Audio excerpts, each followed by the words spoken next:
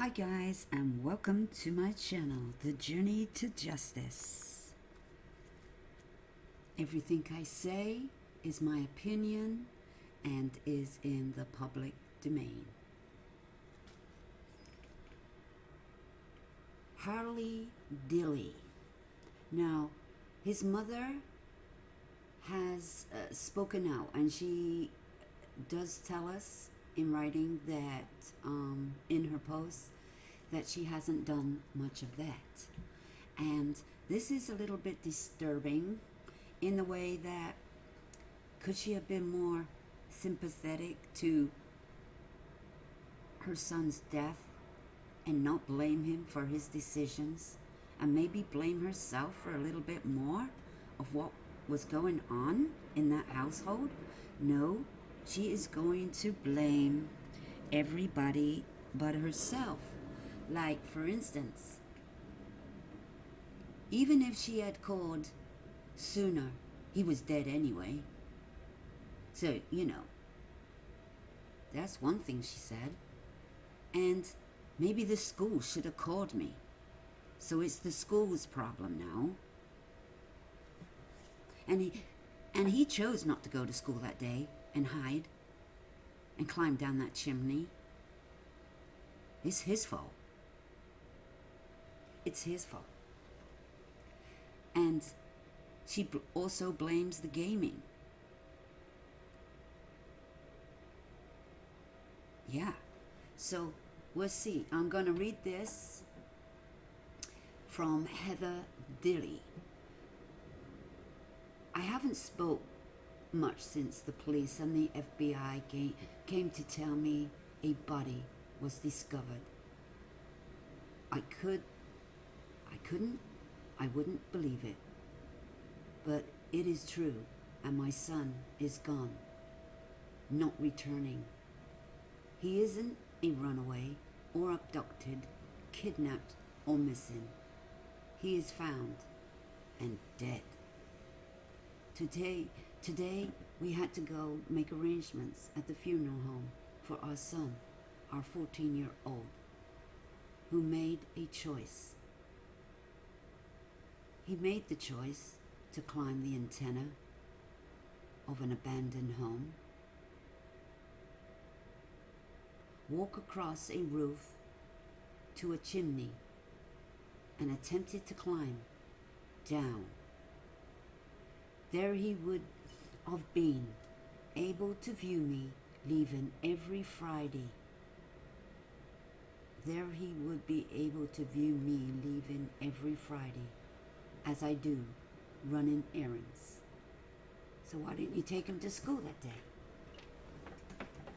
Maybe if you take him to school that day, he wouldn't be in that chimney. How about that one?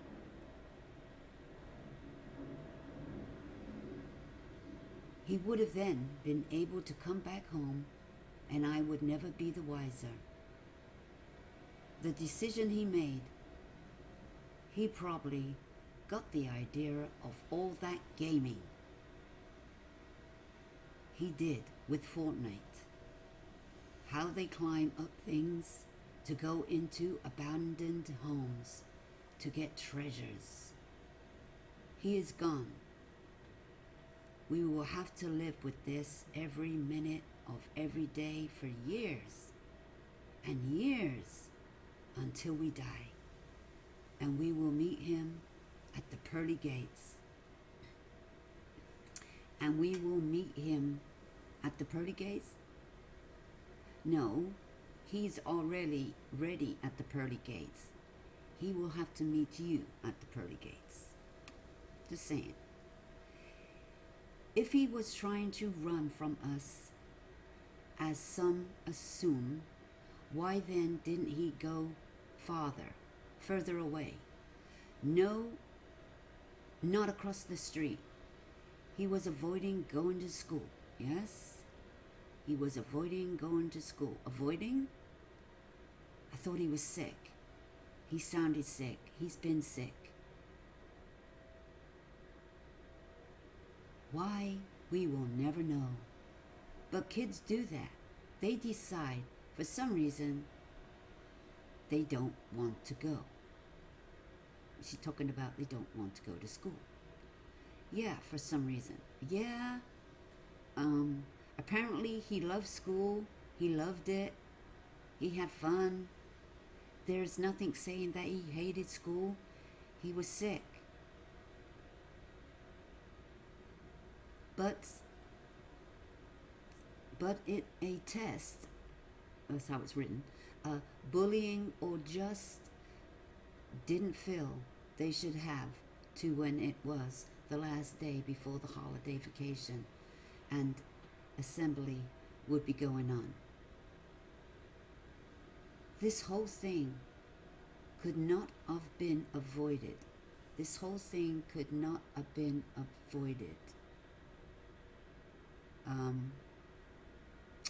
How do you know? If only he had stayed home that day, he wouldn't have needed to climb down a chimney.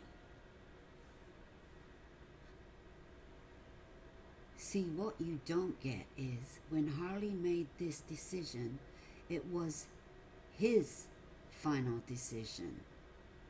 Even if we found out he missed school, the whole thing could not have been avoided. See, what you don't get is when Harley made this decision, it was his final decision.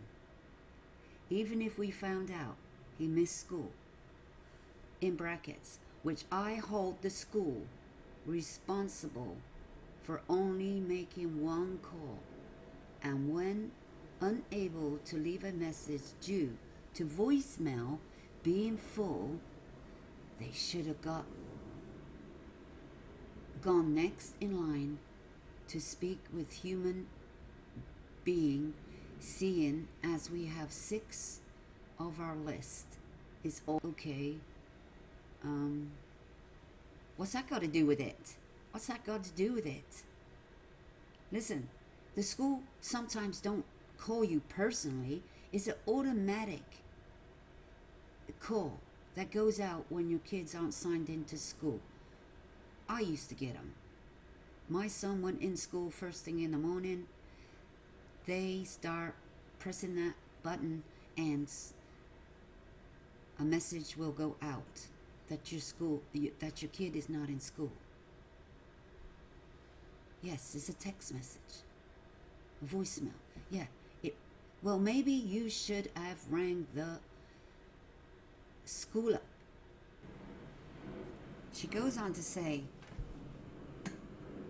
about the school, leaving the voicemail, and her voicemail was full. They should have called to get a real person to talk to, but she's the one that didn't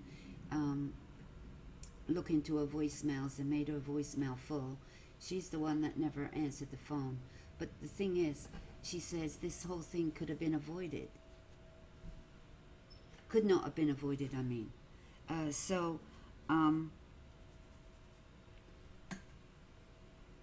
just like to know, when he says that he didn't want to go to school that day, either because he was scared or he was sick or something. And, Harley loved school. These are the reports that are out there, that he loved school. He loved being at school. He loved being his friends. He loved being, on that phone. What happened to his phone? Did you ever bring that one up? The phone. His phone was broken or something happened to his phone. I don't know whether you broke it, you took away his phone, but what about saying this? If only he had his phone on him, he could have called for help. Now, why didn't he have his phone? Yeah, he could have made a phone call that day if only he had his phone. Stop blaming the school. It's not the school's fault. Everybody that's got kids at school, if you're over a certain age, they send out a reminder that your kid is not at school, just to let you know he's not at school. It's not like he's a little child, has to be signed in and signed out. He's responsible for making his own way to school when they get older. Now, you did get that phone call. You did. You're the one that wouldn't let him stay at home, and he was too scared to come home. As you say, he was hiding out, and then he was gonna sneak back in when you go do your errands, and you wouldn't be none the wiser. You, excuse me, but your kid don't need to sneak in of his own home and sneak out. He doesn't need to do that. He lives there, doesn't he? He has a key to the house, doesn't he? So he wouldn't need to sneak in and sneak out. But you know, my kid's done that when I've gone to work and not gone to school, I mean, or anything like that. Depends what time I went to work, because I worked in home care, so I had different shifts. But I got the phone call he wasn't at school, the text. And but I never stopped him. I never kicked him out of the house. And he had a key to the house to come and go when he pleases. And, you know, there was a few times he didn't want to go to school. And I said, what the hell? You know, stop staying up all night, or whatever the situation may be. And if he was sick, yeah, he was sick. You know, but if he was just goofing off and wanted a day off, you know, yeah, he was going to get moaned at. But I was not going to say, well, get the hell out of my house and don't come home until school's over. Because that's stupid, isn't it? You know, yeah, kids are like that, are 14 years old. But he was too scared to come home. And it's your words only. It's only your words that he was going to sneak back in when you've gone out to do your errands. And she goes on to say it's the school's fault. She goes on to say it's the game's fault, that Xbox, Fortnite. She goes on to blame everybody but herself. And she doesn't, and what the thing is missing here, well, she even says, even if she called in those 2 to 24 hours, he was already dead. So whatever she done, or would have done, he was already dead. He was gonna be dead. It's his fault he's dead, because he made that decision to climb the antenna and get onto that roof and slip down that chimney pot. It's his fault. It's his fault. You can't blame me. You can't blame me. So why are you, why are you making this petition that I was neglectful and everything? Circulating this petition for negligence, and it's my fault. Don't blame me. He would have been dead anyway. There's nothing I could have done. This is what she goes on to say. And she's saying all this like, it's not my fault. Well, wait a minute. What happened to his phone? What happened to his phone? Why didn't he have it on him that day? Because, if he had only had that phone on him that day, he could have tried to call for help, tried to call 911. He could have called a friend to tell them, to tell the police where he is. But he just could have called 911. But no, he didn't have a phone on him, because what happened to his phone? You took it from him? You broke it? He broke it? You wouldn't pay for minutes on his phone for punishment? Which one is it? I don't know which one it was. But he didn't have a phone on him. And these days, most kids has a phone. Not because it's a privilege to have one. It's because it's a necessary now. Because of all what's going on. You need to be able to hold on to your kids to know where they are. Some people track their kids by the phone, and some people, you let them have a phone because, well, for number one, because anybody can get a hold of you at any given time. And if you're in trouble or lost, you can call somebody. And that's the reason why you'd like your kids to have a phone. A lot of parents want to take their goddamn phones away from them. Yes, they do. But they let them have a phone because of safety reasons, in case they're in trouble. They need a ride home. They need you to come and pick them up for whatever reason. Most places don't have telephone booths anymore like we used to have when we were younger. Most kids never seen a telephone booth before. They wouldn't even know how to use one. These are why it's very important to have a phone. So if this helps somebody else out by listening to Dylan's story, please do not go and climb a roof of a house to get down a chimney. You will die. You will get stuck. A lot of chimneys are boarded off in the homes. Most people don't use chimneys anymore. Most places that are in a housing, like where Dylan lives, don't use chimneys anymore. They're dangerous. They're very dangerous. And they don't want their home catching fire. You have to clean your chimneys. You have to take care of them. And this is why if you do not use your chimneys anymore, please cover them up from the top of your roof. Put one of those covers on them that you cannot get off. It's not like you can just go up there and pull it off. It needs to have some kind of locking system on there.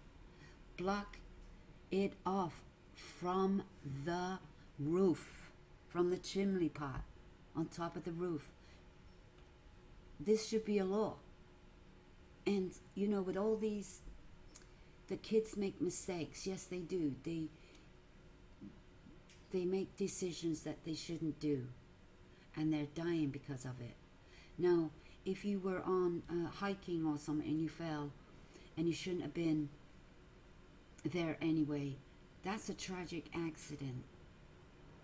But forcing himself up onto the roof to get in the chimney, it's an accident that could have been avoided if only there was some kind of seal on that roof, because the chimney pot is not in use anymore. Now, that part is not the owner's fault. Maybe that we didn't really think that somebody would climb down a chimney. But now you got to think of that. Yeah, they will. Yeah, they will. Yeah, they will. Because, like we say, a lot of these games are violent and they do stuff and kids act on them. They do. We find that. And this is why you try to get your kids banned from these games and get them off their Xbox. Get them off it. I've had to time out my son from games because he was acting out playing them. I gave him time out. I took the games away. I gave him only a certain amount of time to play a game. And if I see any reaction, stupidness, foolishness from them, it was going again. The games were gone again. And one time my son ran away because he was playing these games. And boy, didn't I take them games a long time. I don't know why he did. He didn't really run away. Well, he did. He went to the woods down the road from where I was living. And we had the search party out. Yes, we did. We got a hold of neighbors in the block. And we started looking for him. And we found him. But it was getting dark. And he took some water and a knife. Now, why did he run away for? Well, because he wasn't getting his own way. But we found him. And we had about 12 people looking for him. As soon as I knew he was missing,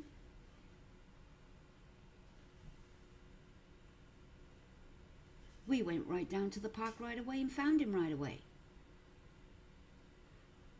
But in the meanwhile, if they hadn't come back, I was calling 911, which at the time, I didn't call 911 right at the time.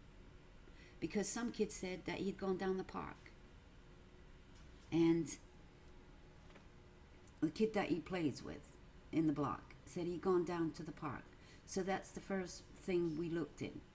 We went down the park first because he wasn't missing that long, and there he was, sitting on the bench. But of course, he's older. He wasn't a little child, you know what I mean, like a 6-year-old or nothing like that. I mean, he was like 14, 15 at that time. But I don't care. I don't care. But he was playing those games. He was. He's playing those games. They're very dangerous. They make these kids do all kinds of things. But you know, it's not nothing new. Kids have been doing running away since I was a kid. Even I thought about running away. Me and my friend, we did one day. We packed our lunch, our bottles.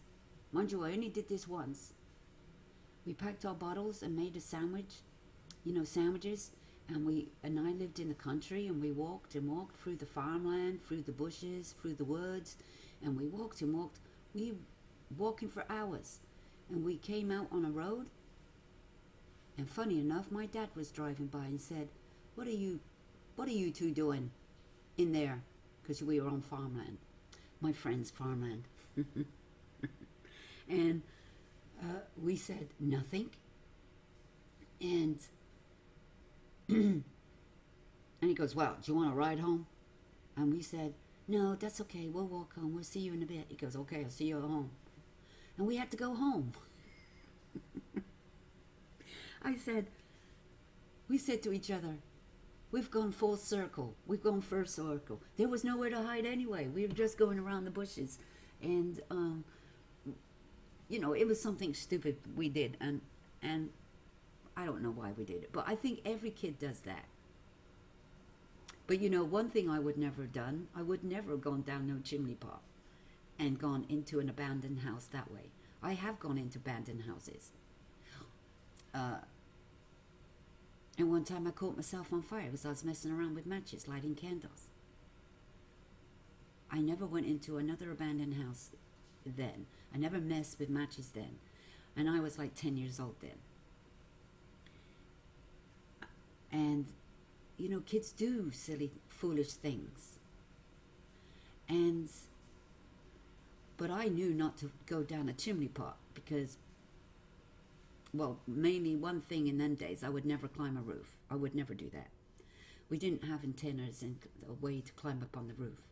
And certainly, everybody had fires in those days. A lot of houses had fireplaces in them days. Hell no, we knew not to climb and go down a chimney. And probably chimney pots were bigger in them days as well. You probably could have got down there, but we can't blame him for climbing down a chimney. He probably thought he could get down there. But what's missing in his mother's statement, Heather Dilly, is it's me, me, me, me, me, me. If he hadn't done this, if he hadn't done that, if I had done this, if I hadn't done that, it would have made no difference. And the thing is missing here, there's nothing about I miss my dear son. I wished I goddamn kept him at home. I love him. Oh my God, if I knew if I'd done things different. Oh Jesus Christ, I've made the biggest mistake in my life. Why didn't I listen? And tell the world how much she loves him and how much he meant to her. And what she's gonna miss about him, his smile, his laugh,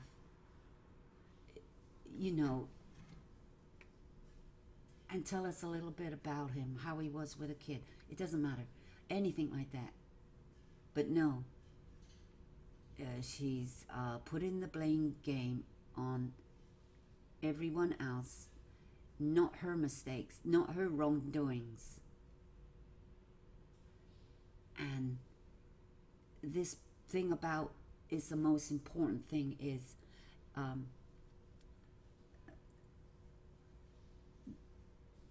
she didn't report him missing.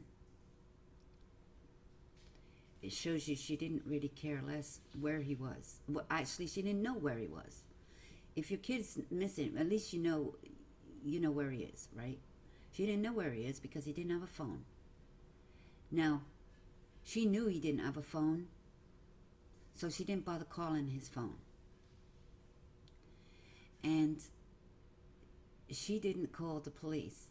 And then I've heard that the police never started searching for him in abandoned houses until days later. And this, with the police saying that he would have been dead within hours, he's suffocated. He would have been dead within 6 or 7 hours or something like that. They're not saying he starved to death. They're saying he suffocated, asphyxiation. And so that's why he had died within hours of being in that chimney. But the autopsy and everything wasn't out at that time. And the full autopsy has not been out. But it's the obvious conclusion that the way they found him, it looked like that he wouldn't have lived very long. So he didn't starve to death. He wasn't alive for weeks and weeks, days and days. And probably every time he moved and breathed in, he probably slipped a little and he got tighter and tighter like an elephant. Like it's when a snake is strangling you. You take a breath, it tightens up. You take a breath, they tighten up. You take a breath, they tighten up. And that's probably the scenario of how he died. And, there was a rescue from the fire department and everybody that was there. And how he was in the chimney. We don't really know his position in the chimney. But we do know his coat was off him and his glasses were off him. So it looks like he may have went down the chimney head first. Unless there was room enough for his glasses to go down. And it looks like his glasses probably just slipped off his face. Because he's hanging upside down. And with you hanging upside down, the blood's going to rush to your head. All kinds of things probably might be shutting down in your body. I'm not sure which way he went. I'm just saying that it's most likely, the way they say it. He didn't live more than 7 hours. And so, yeah, he may not have never been found in 2 or 3 days. He might have been found on the 4th day. And yeah, I can't. They're saying don't blame the police for not going inside that house. Yeah, I do, because if you are going to search a home that is likely for a kid to go hide out in, this house was empty. It wasn't it was considered abandoned house by people in the neighborhood, even by his mother. That the police should at least gone in the house to search. That is reckless on their part. You can't give the all clear to a house when you don't go in a house. You just look for break-ins. Well, now, but you can't give the house an all clear. They could have got in some other way. And clearly he did. Now, this will be a lesson learned to the police that don't judge a book by its cover. Yes, guys, don't judge a book by its cover, because you have to look at the whole picture, and they didn't. They didn't think of other ways. Is there any other way he could have got in? They look up and they go, how could he got in? There's the chimney. Do you think he could have got in that way? Do you think he would have got in that way? No. That's probably what they would have thought. No, because, he's 14. He wouldn't go down the chimney, would he? Well, think again. He did. And this will be a lesson learned. And this is another reminder you tell your children, never go down a chimney, even if it's an abandoned house. Never get in that way. If you can't get in through the door, through the window, the next best thing in desperation is to break a window, but never go down a chimney. So never, ever, ever. There are people that have been found dead in a chimney pot, but they haven't been found for many years, because of the situation, the house, the location. Nobody visited it. Nobody even bothered looking at the chimney because it's not being used. They have no reason. They don't use it. And so they never think that somebody would try to get in through their chimney. But we need to stress to the children that the games they play, in reality, it doesn't work. This is only a game. It's like a cartoon. It's like the movies. It's a movie. This is not real life. And stress to your kids that these things will have consequences, that you will die.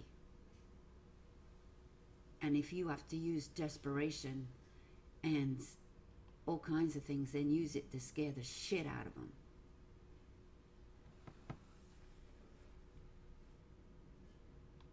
Because, many younger kids probably can't climb, and they would never think about climbing a roof. But as you get to 14, 15, 16, they know they can climb a roof. If there's a way, they're going to get up there. Now, why is this antenna to the side of the house there for anybody to climb? Now you got to look at this antenna, whatever it is. I'm not sure what it is. We'll just call it an antenna. It was strong enough for a human to climb up.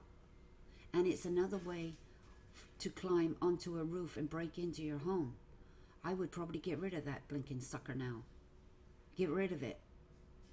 Anybody has an antenna like this, this is another way for people to climb and get onto your roof and break into your home. Yeah, if you have something like this that is sturdy enough to carry a lot of weight, 100 pounds at least, get rid of it. See, there's another reason. I guess it gets to thinking that you got to look at these kind of things around your home. That it doesn't matter if you got security on your door. They're going to get up through the antenna and get on your roof and get down your blinking chimney. So your alarms aren't going to work. But you may have security. You may have it on camera. And it's very good that people got cameras around their house. But this has got to be a lesson learned. That this is truly possible for a child to climb a roof and get in through the chimney. Now, block off your chimneys where you cannot take the lid off the chimney pot on top of your roof. It can't be taken off without a lock of some kind of key. Lock it down. Lock it down. And a lot of people have some filters on the top. Some mesh filters or whatever they have. No, you need to lock it down with a little bit of airway to it or something, or whatever you have to do. But it needs not to be removed by hand. Because we don't, in the name of Harley Dilly, he is probably going to tell everybody, please don't do what I did. Climb a roof and get down a chimney in desperation. He probably would want that message. And this probably will be an announcement for the safe safety of children in the name of Harley Dilly. An announcement to be made about climbing down chimney pots. And I'd like to see that happen in the name of Harley Dilly. And we can say that he truly did make the wrong decision. But following the situation and whatever might have been going on, it was more like, I don't know if it was a bet, if another child knew what he was about to do, and what, whatever they've got up to before, because they're kids, they're gonna do it. He already said he loves doing that. But he never, well, my guess, he never went down the chimney pot before, but who knows if he has. Only his friends that were with him would know that. But we don't need another tragic story like this again. For any child to be lost down a chimney and no way to be getting out and slowly suffocate to death. And nobody heard his cries because they wasn't going to. And maybe he couldn't cry out. He didn't have the voice to cry out. Because he was, every time he breathed in, he would slip further down and get suffocated more and more, and eventually lost his voice. So may he rest in peace. Harley Dilly, rest in peace.